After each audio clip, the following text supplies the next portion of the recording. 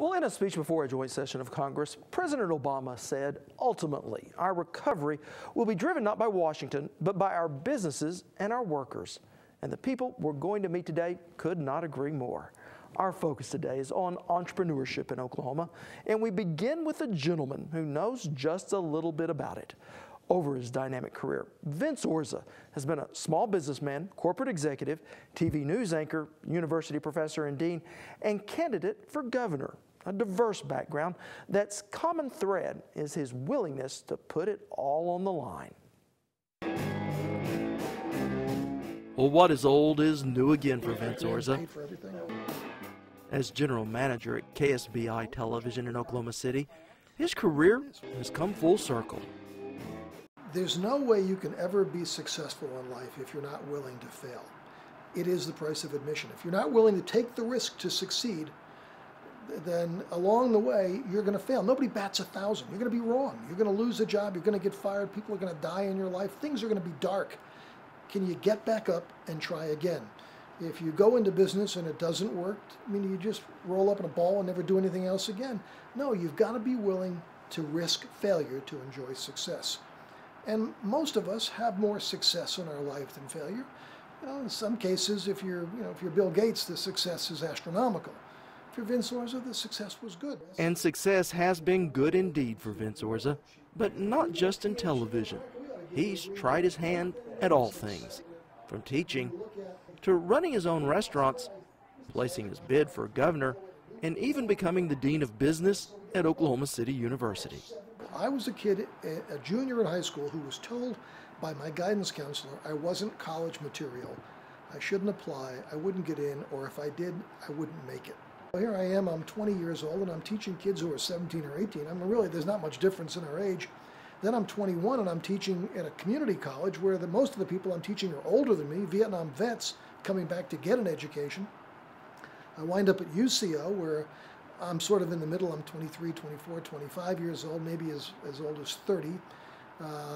And I think back now, what did I know when I was 25 years old that I possibly could have been teaching people?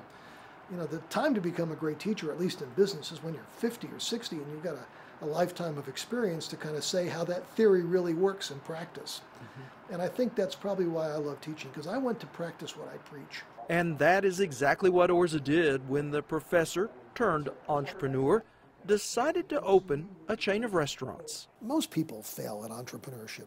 Most people get into business with themselves after they get fired from their company and think, you know what, I got a great idea. I know a recipe for pancakes. I'm going to open up a pancake house.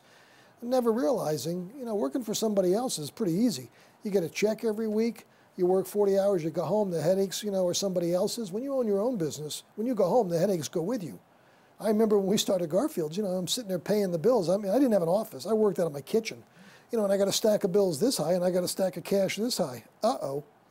You know, you got to figure out who's going to get paid. I didn't get paid when we started Garfield's for a year. But I didn't have enough money to pay me and all the people who worked for me, and I know I can't quit. I got my money tied up in my company.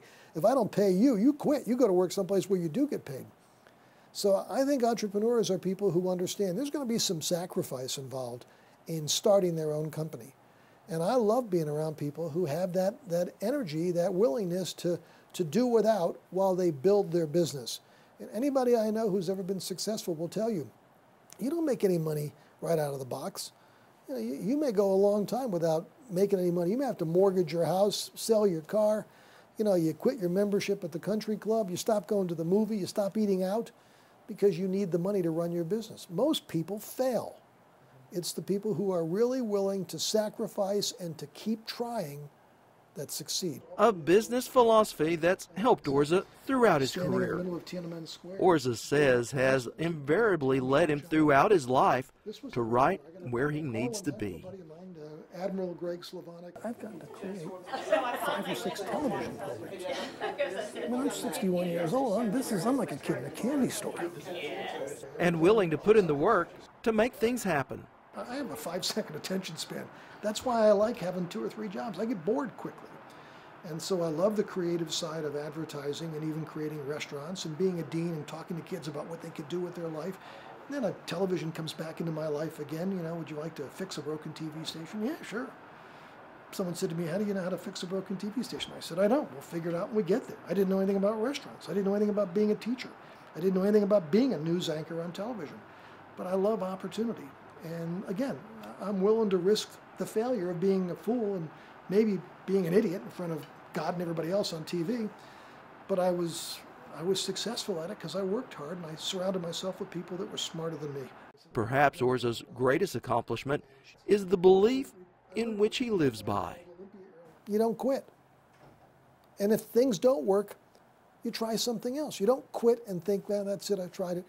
If you want to succeed in life, you keep trying. Sooner or later, maybe lightning strikes and you hit a home run.